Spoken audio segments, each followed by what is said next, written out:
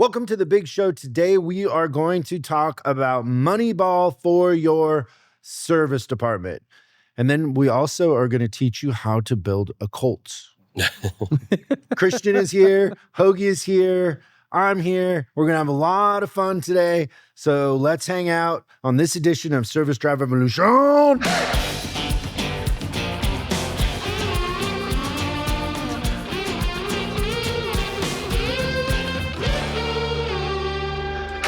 Christian, did you see the Taylor Swift interview on the Kelsey podcast? Yeah, I like that podcast. Oh, you watch it? Yeah, New Heights. That's what it's called? Yep. Yeah, the Kelsey brothers. And their beer is called Garage? Yeah. It's like all in the background now. I just learned out about that too. I think you were telling me about it, but I just learned about it too. But I guess they're doing pretty good with it. Yeah. People are buying the beer. It was funny. I asked Hogi if he'd watched it because it's his team, right? So if you don't know, Oklahoma here is a big Chiefs fan. By far the biggest in the company. Easy to Christmas shop for. Yes, that's true. Doesn't take much. Chiefs shot glasses. Remember Chiefs that barbecue apron. Hey, you know Remember that that book year? you got me? I got it framed too. And then that Oh, did you jersey. really? Yeah, like I have a whole wall. I got to So send you guys a frame picture. a book. Yeah, I did. You don't. That's some. Well, it's like it's a stuff from glass the thing. South. Like it opens, but like Yeah, if 'cause I come over, I got to pull it out of the frame to read the book. no. It has like a little deal that opens so you can it's like for the book. Like, but it opens. You really? can take the book out. Yeah. Oh, you But it just- hangs on the wall and stuff because like I was trying to figure that out, right? Because the signatures are on the front of the cover. Like there's a bunch of different signatures. So like putting it in a sleeve didn't feel right. Feel right? Yeah. So yeah, it's cool. My favorite was so there was one year where I was shopping for him and I found probably one of the coolest Chiefs jerseys I've ever seen. It was like kind of the silver and the red and everything like that. And forgot so I'm about like, this. I've got to have this jersey for Hogi. Ordered it. I shipped it right to his house. I was so excited. And then and I felt you almost didn't want to tell me. I purchased for Hogi a women's jersey, and apparently it didn't fit. But I think his wife is probably a big fan. Yeah. But yeah, I bought him a women's jersey for Christmas one year. She wore that. It got good use though. She wore it to the Super Bowl. Christian, do you ever feel like there's like a joke that you're not in on? Like there's a understanding of stuff that you don't get? Yeah, I Does do that feel happen that way. a lot? Probably more than it should to an average human.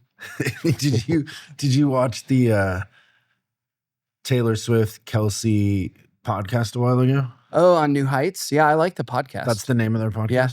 Well, the two brothers Yep, Travis and Jason Kelsey. that I get mistaken for sometimes makes no sense Well, to that's me. funny. It's No, total I can beard see that a little racism. bit. When my cousins were here, do you know the story? When my cousins No. were here, I was bringing them down here to the library. So we were on the 10.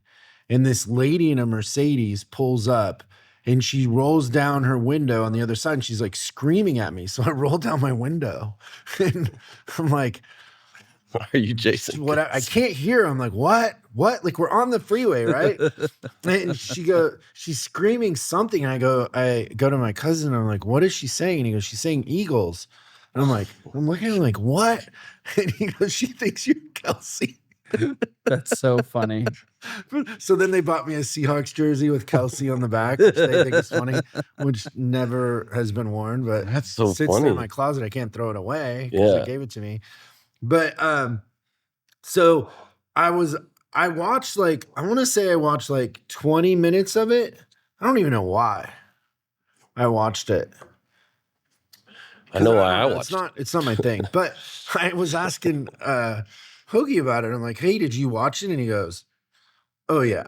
I'm like, what does that mean? He was Oh my mad God. about it? No, he was like, yeah, like, of course, kind of like, and I go, what do you mean? And basically, so previously, Hogi has said, I always know when Taylor Swift's coming out with a new album because my daughters asked to do chores for $30 or $40. $40, yeah. Yeah. Yeah. So, which by the way, we're jumping all over here. I'm sorry, everybody, but there's this vinyl store that I like that sells used vinyl, and I sorted his inventory by highest to lowest price. And the number 2 one for like $2,500 was a Taylor Swift album. And in that top 20, like I would say half of them were Taylor Swift variations of albums, which is nuts. I never knew. I don't understand why you'd buy Taylor Swift on vinyl. It doesn't like it sounds the same. It's pretty processed, right? It doesn't. It's just not my thing, but I don't know. I couldn't honestly name a Taylor Swift song, which I know is not the case for you, but you're a girl dad. So basically, what Hogi told me is that his daughters had him get an iPad and mirror it to the TV because there's so many Easter eggs in that thing that he was like blowing it up. Like, you know, how they're you can do on looking an in iPad. the background? Like the stuff in the background had meaning. So at one point, and I remember this right at the beginning, she says something about 27 seconds or 29 seconds in reference to him. And that means something. Like everything has meaning, right? Like give him an example of what the Easter eggs are. Oh, I mean, there's a bunch of them. So like it's a cult. It's totally a cult. The new album's orange, and there's a Rothko book in the background, and Rothko's famous for using orange. Like everything's planted. She's going to be a super. Her talking a lot about sourdough. The 49ers mascot is Sourdough Sam. And so there was all these hints that she's going to be performing at the Super Bowl. Is the Super Bowl in San Francisco this year? Yeah, exactly. So like there's all these things, and even to the point like they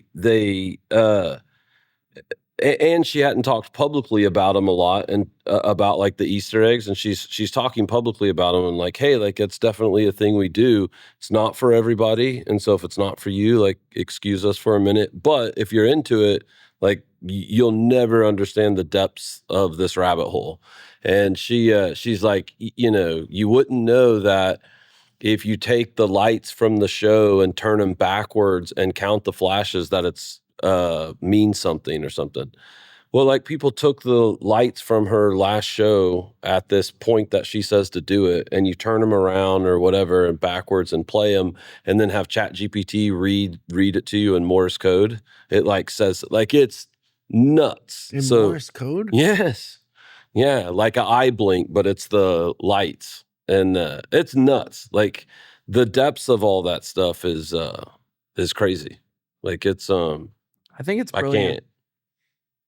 It's something. Well, it's culty. Like, yeah. It's, I mean, at the heart of what she does, it's been around forever. But I think the first time I ever saw anybody do it was Kiss. And so, you know, the narrative is I never fit in. I don't belong. And so then there's the Kiss Army, which is the place for you, right? So the Swifties, she never fit in. She's always the underdog, even though she's a billionaire. Like it's all, you know, very culty, but smart, you know, to build a tribe. Like she's got to, I mean, just think about the NFL. And we were talking about that too, like how much it's increased their viewership. People that had no interest, females. Like it's interesting too when you watch the commercials now, how many girls playing flag football NFL commercials there are. Yeah. Like if I had a son, I wouldn't want him to play football. I certainly wouldn't want my daughter hitting her head over and over again. Like that was one of maybe the better parenting things that my mom did is I had this cousin that was a senior in the high school I went to was like a football powerhouse, as much as you can be a football powerhouse in Washington State, but whatever. And it was a big deal. And my cousin was, you know, going to college on a scholarship. But he'd had knee surgery already in high school. And my mom told me when I was playing football, she's like, you know, when you're my age and you wake up and you're in pain and, you know, she's like, basically what she's saying is like, hey, if you want to go play football professionally and you think that's an option, it might be worth all the pain later on. But if you're just playing recreationally, there's other things you can do And Don't have the same collateral damage. yeah. And yeah, if I had kids, I wouldn't want them playing football. I just wouldn't. Mm-hmm. Yeah. Yeah. Yeah. It's, yeah, just the reach of like what she's done. It is crazy. Like, and like or hate her, right? Like it's pretty, There's a it's pretty lesson there. polarizing. Branding, marketing, just all of it. telling a story. Like all that Easter egg stuff is like people are trying to find the story. Mhm. It's like those, what was the books when I was a kid? Encyclopedia Brown, like those solvent mysteries. Yeah. It's a modern social media Yeah. version of that. Yep. Yeah. Where you're figuring it out, and then they're sharing Mm-hmm. in forums, or I don't know, where do the kids share? Yeah. Well, Posting, whatever they just record. all of it. Yeah. It's everywhere. Yeah, I mean it transcends like all of social media. Now it's not in one thing. It's an ecosystem of hers that's everywhere. Like How far into the cult are your girls? my 16-year-old's kind of coming out of it, where she's still she's getting into different types of music and stuff. And then my 14-year-old kind of follows what my 16-year-old does. But like Oh, okay. something big, like her going on the podcast and stuff, then we're right back, in the heart of it again and stuff like that. So, but yeah, like they kind of start, starting there's to come out worse of it a things they little could bit. be into. Oh yeah. I mean, Taylor Swift, at the end of the day, besides the external locus of control, that it's never her fault when she breaks up with a guy, she's a pretty positive influence, right? Yeah. Yeah. Yeah. I agree with that. Do you so. see that from a parenting side? Yeah. There's like nothing, like there's nothing, no part of her, that works hard. ecosystem or anything that you're trying to like shelter him from Yeah. or use as an example or of what not to do or anything like that. Like, Do you think you should become a Swiftie? I mean, by default, he kind of is. I am, but that's why I keeps him get young. Like he understands stuff that I don't like. When I'm asking about this, like I had no idea. Like I'm learning. I had no idea that existed. Did you? Not to the level that it does, but I'm not surprised. Like I have a lot of faith that she knows what she's doing. Yeah, and then like it's there's not very many things from like my world has always been like a guy's guy, like football, cars, like Cowboy stuff hats. like that, cowboy hats. I got two girls that are their world is girly girl, like so the Taylor Swift thing has been fun for me. Because like at a particular age where they stop talking to you, it's like this gift wrapped thing of like our two worlds kind of colliding, or intersecting. So for that reason, it's like I'm a Swiftie, but still, like I totally get it though. Like there's only so much of that. They'll listen to those songs over and over again, and like my threshold for it, my pain tolerance for it is pretty low. But yeah, no, I'm right up there with with a lot of the Swifties. Like I know quite a bit, but it's funny. Keeps you young. Keeps me young. Yeah, that's exciting. So you had the idea of talking about Moneyball for your service department. I love that clip on YouTube. It always comes up in my algorithm of Brad and those old coaches around the table, and basically the scouts. Yeah, he's like, they're talking about, he's got an ugly girlfriend, and this guy, the way the ball sounds coming when off it the comes off the bat, bat. Yeah. and that sort of thing. Yeah. And it has always kind of reminded me of what we do, in a sense of what everybody's talking about is usually different than what the actual problem and fix is. Like they're talking about the wrong stuff, they're thinking about the wrong stuff, and at the end of the day, nobody wants to acknowledge that it's broken. Mm-hmm. Like everybody's trying to justify. There's a lot of egos. Yeah. There's a lot of posturing, but it takes a guy like that to come in and go, what is the problem? Nobody can answer Yeah. what the problem is. Yeah. And he just cuts a straight line to it, right? So you could apply it to different things, but no, it is just overall, it's a thing where, Jonah Hill's character, do you remember his name? I forget his name, but Jonah Hill. yeah, he like figures out that, he just cuts through a lot of it. If you want a profitable service department and a better customer experience, there's a straight line to those things. But we muddied the waters with it. If you want to win baseball games, he figured out you need runs. And if you need runs, you need to get people on base. His name was Pete. Pete. Yeah, it was Pete. So it was just a basic algorithm, but there was the most important metrics. Like you got to get people on base and you got to score runs and you win games and that gets you to, World Series or whatever. But just kind of starting at the end and work backwards. But it's such a funny thing where then you start to apply that to different things like hiring people, like hiring a service manager or hiring advisors or even techs. It is the scene from Moneyball. Yeah, We've like witnessed it. This guy's going to be great. Like he has the look. I'm like, oh, what's the look? Like what was his performance at the place he was before? Yeah. I think it kind of the heart of that too is people are mimetic. And so everybody's following what everybody else is doing, even if it isn't working. Mm-hmm. Like they're doing the same thing that we've always done, hoping that it'll be okay versus intentionally creating an outcome. Like you said, it's more of a direct line. Yeah. I sat in on a tech interview once, and this is absolutely 100% accurate. And we sat down there, and the guy didn't bring like any numbers with him, and no production or anything like that, and kind of just talks a little bit through his system how he fixes cars.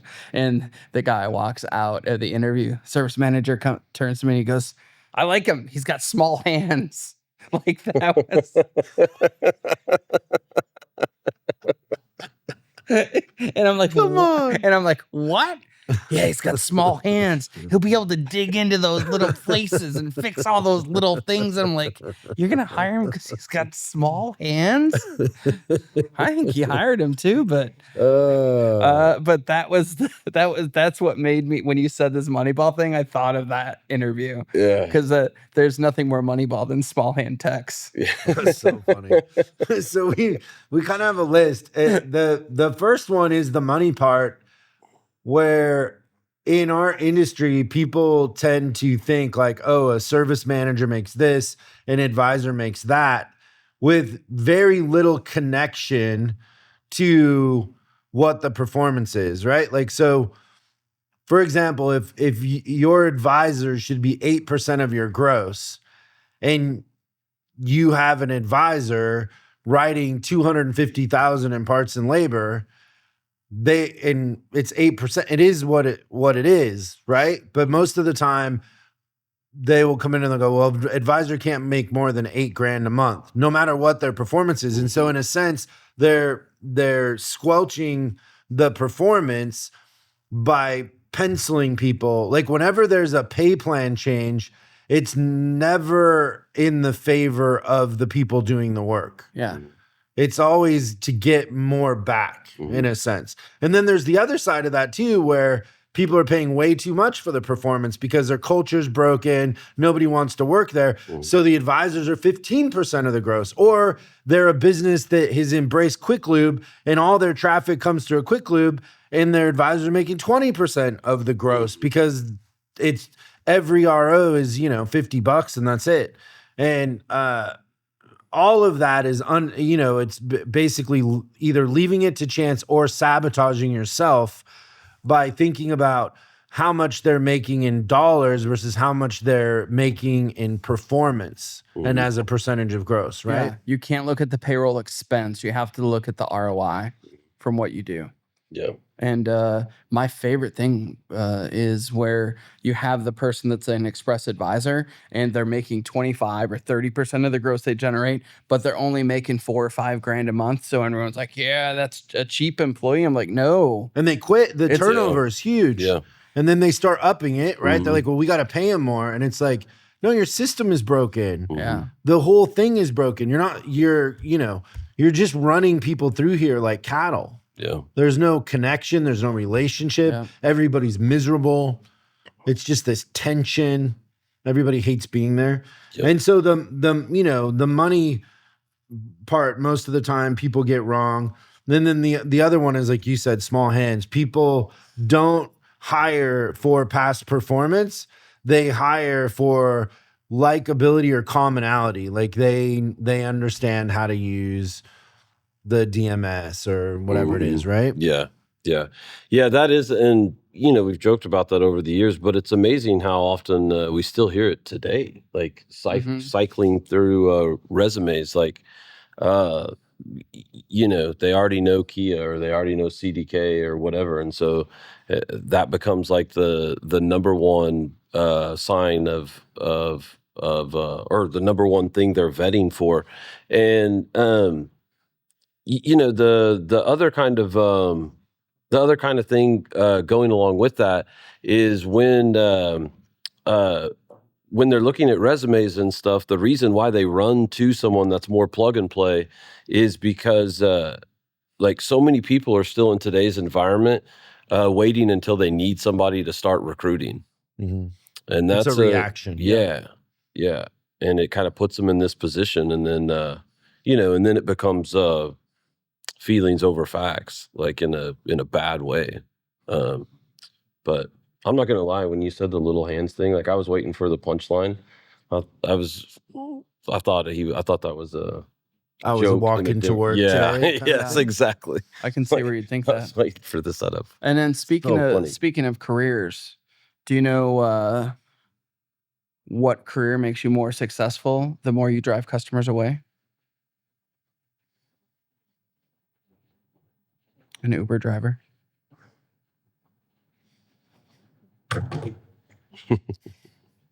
I just had that one waiting, just simmering in the background for you. I need a snare drum and a cymbal. Yeah. So funny. The next kind of two I have go together, and we say this all the time in situations where there's a lot of experience but terrible results. And so you have, a manager that's been doing it for 20, 30 years, but their department isn't profitable. Their CSI is really inconsistent, high turnover. And they invariably are so set in their ways that we'll say, like, they have 20 years of experience working against them. They have all the reasons why it can't work versus just the path to how it can. And then most of the time in those situations, they're talking about feelings like they're actual facts when they're not. Like, none of their behaviors, none of their thoughts get us to where we want to go, but they're so married to them because it's just how we are as humans. Like, just over time, we have to justify the thing. When we build this world, like we talk about this in the leadership training, right? It's like you build the city around all of your issues, and it requires you, like, almost reinventing yourself, letting all that go and focusing on the actual facts and putting the feelings in a bag and leaving them on the curb in a sense. But so it's really hard to talk to people like that because you just keep, like, this happens to me all the time. I'm like, okay, but what's the net to gross? Well, see, the thing is, and they go on this whole, and I'm like, no, I asked you to just read this number to me. Well, parts, but, and it's like, if we can't acknowledge that we are broken, we can't fix it. Like, you got to be able to look in the mirror and tell yourself the truth, I think that, don't you think that would be a really good, like, if you're trying to give somebody advice that you might be headed down that wrong path, like, you more than anybody I've ever met in my life, people give you resume statements more than I've ever seen. And if you catch yourself, like, trying to justify, well, in my 30 years of experience or whatever it is, like, if you catch yourself saying that, you're probably wrong. Yeah, so maybe explain to everybody what a resume statement is. So we learned that from Chase Hughes. Yep. So a resume statement is where, when you're asked a direct, and it comes from interrogation, right? Yeah. So if you're pretend you're interrogating somebody from Al Qaeda, and you say, did you blow up the embassy? And then what would they say? They would say, I'm a good person. Yep. I'm a good father. And you're like, yeah, but what I was asking you is, did you blow up the embassy? My wife really loves me and I really love my mom and and you're like, that's a resume statement. they can't answer the question. Yeah, you're changing the subject. And that does happen to me a lot. It drives me Sometimes I crazy. just sit back and That watch. happened to me today. Not even remotely surprised. Yeah, and I was like, but now I guess I'm getting older. I just don't have the patience for it, especially as busy as I am. I'm just like, hey, that isn't what I asked. Like, and she isn't the best either, but in my 20 years of telling jokes, I'm shocked. I don't get it. That was your resume statement of being funny? God, I've tried so hard to find my yearbook where I was voted funniest to show him. Oh, that would be like a resume statement too, right? Yeah. The problem is I wasn't trying to be funny. No, I think my humor came out of survival. You have organic humor. I'm dry. Yeah, I'm a little more dry too. Hogi is too. Hogi's funny. Facts over feelings. Did you have anything else on your list, Hogi? No, I mean, I think a piece of that too is understanding that the tribal knowledge in the industry, like a lot of what we're talking about is a failure of the industry, right? Like we've come up with all these different metrics to try to cheat the system or something. And complicate it. Yeah, like it's there's two things. What's your profitability and what's your customer experience? That's it. Yeah. And then if you have more of one than the other, it's not working. Yeah. You should be able to have both. Yeah. And then I think if you're like if you are hearing this information, because I remember like unpacking some of this for the first time years ago, and like hearing some of this, and it felt like somebody was talking directly to me. Like I didn't even know it was a problem throughout the whole industry. Like it all just was like, oh man, like this was all written about me. And one of the things that helped me the most was at a quarterly coaching meeting, and we had talked about this concept of the numbers are what the numbers are, and you can use them as strategy or criticism. So like if this is you and this speaks to you and it's where you're at, just look at it and then figure out how to change it and what levers. Yeah, it's not emotional. It's not.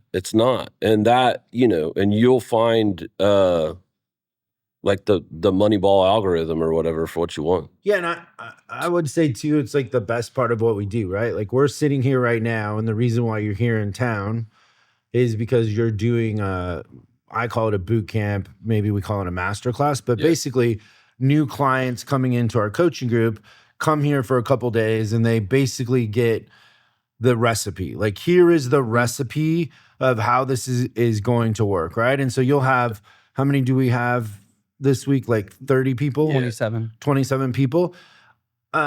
We'll be in here on Thursday morning, and you guys can watch the testimonials of what people say.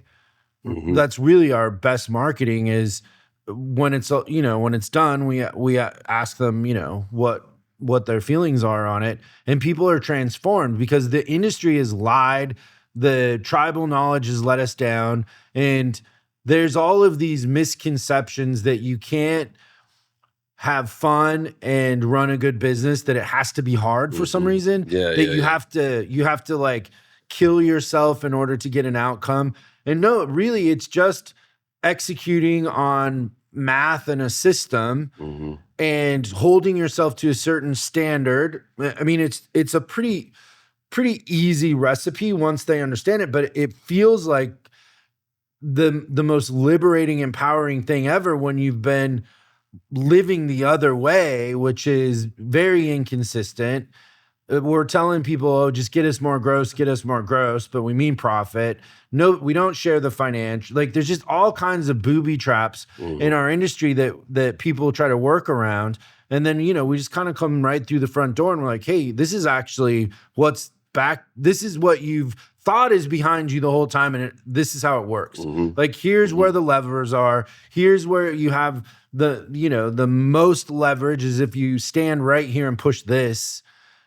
And it's probably the best part of what we do is like watching that evolution over a couple days of like people are sitting up a little straighter. They're excited. They can't wait to go back to work and start implementing it because it's knowledge is power. Like when you learn something and it makes sense, like it, you present it in a way that resonates, right? Like they're not like, oh, well, maybe it will, or like it's like, oh no, that makes total sense. I've been off, I've been looking at it that way, and it actually is over here, kind of a thing. My perspective is different, and so when it starts to actually make sense and resonate, it's contagious. That energy is contagious. Yeah. What I think that it is that before they come in, those 27 people had never considered before Thursday that there was another way except the way that they've always done it. And then you flip it, and by the mid-morning, they've realized that their life was a lie. But I think once you show them that there's another way, then they get curious about, oh, what else have I been closed off about? And then they open, and that's where we see like the transformation of people. I've heard you both say it, is that like this thing kind of creates not just better service managers, better parts managers, but like better humans. That's what you do. You unlock that key. It all starts with all you need to be told once is that the thing you were always told is that it could be a different way. And then you just start to test the waters on so many different things. But I don't know. I think too, when you realize it's simple, like when you take financials and like there's a part I've learned to say in that class when we start with financials that like, hey, I'm not a CPA and my goal isn't to make you a CPA, but my goal is for you to be able to take the financials of your department and know where the leverage is and know how to drive profitability in your department, right? And have it drive your decisions. Yeah, and it happens that the arithmetic is pretty simple. Like it's not it's not a big complex thing. And I think when you can make the complicated simple, that's what creates the excitement and the drive. And that too is something with this, this whole piece of my career on this team is I believe that about a lot of other things now. Like if somebody's explaining something that has always been a little bit mysterious to me and they can do it in a simple way, it's usually a pretty good telltale sign that that person really truly understands that and can teach it. And I think that's a little bit of what happens too is there's just all this noise and there's a straight path through it. And it will happen this week. Like I'm guessing like 5 or 6 times probably I'll get pulled to the side at some point and they'll be like, I've been to a lot of training and never been to training like this. Why doesn't anybody teach that? And it's like, I have no idea like why nobody's teaching it, because it isn't fair. It isn't fair that people sit there in an NADA class, debits and credits, till their eyes roll back in their head. And that it's like so complicated, you give up, you get learned helplessness. And that's how I felt early on when I would ask people questions. Like it felt like, okay, like I guess this, like nobody knows. Everybody's lying because it doesn't make, none of it adds up. It has to add up. Yeah. Like there has to be common sense involved in some of this stuff, right? Yeah. And and so I mean back to just the subject of the Moneyball for fixed ops is, and we'll put that clip in, if you're watching this on YouTube, we'll put that clip in the description too, but it's just funny. Like that's what it feels like. And there's a better way.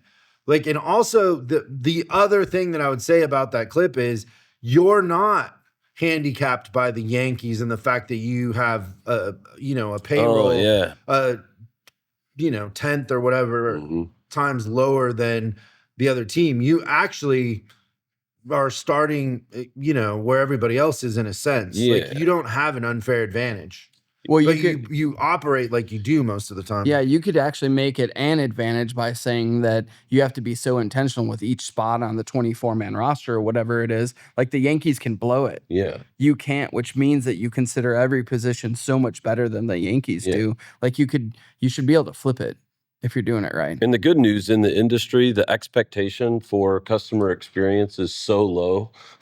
that with a little bit of intentionality, like you put yourself above average if your advisors, I don't know, don't pretend to be you're on the way phone. above when average someone- if you know how to read a financial. Yeah. Yeah. You're Yeah. way above average experience if you don't suck. Yeah. Like that's the Yeah. bar. Like, yeah. Yeah, if you know what your expenses should be as a percentage, like all of that, right? Yeah. That's great. Well, that was a fun conversation. Thanks everybody for hanging out. We'll see you next time on Service Drive Revolution. Thanks so much for watching this episode of Service Drive Revolution. We're uploading new stuff every day, so make sure you subscribe and click the bell icon so you don't miss out. If you have a question you'd like us to answer on the show, call 8333-ASK-SDR and we'll answer your question on the show. That's 8333-ASK-SDR.